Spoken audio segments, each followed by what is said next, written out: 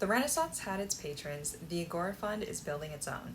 I'm Nina Orm, General Partner at the Agora Fund, and this is Safe Space Salon, where we make the art world make sense. If you've ever wondered how a painting goes from a blank canvas in someone's studio to a $1.2 million headline at Sotheby's, it doesn't happen by magic. Just like any luxury good, art has a supply chain. And understanding it helps you see where the value is built, who profits, and how careers are shaped. So here's the art supply chain breakdown. It starts with creation. It all starts in the studio. The artist produces the work, sometimes alone and sometimes with assistance. At this stage, the value is all potential. No middleman yet, no buzz, just raw creation.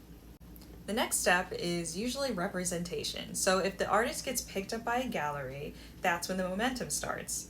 The gallery decides the pricing, markets the work, and places it in the collector homes or group shows. They typically take 50%.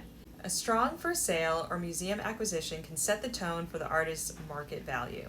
The next step in the supply chain is visibility. So once the work is in circulation, whether in private collections, fairs, or institutional shows, its reputation grows.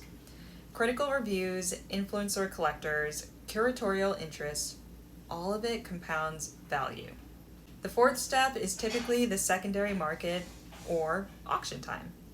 Years or even decades later, the same work might hit the auction block. Here, the price is no longer controlled by the artist or gallery. It's market driven.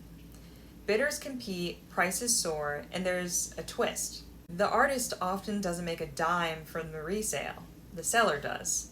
The house takes a cut, and the piece enters a new phase of its life. The final step in the supply chain is legacy. The work may land in a major museum, estate, or long-term collection.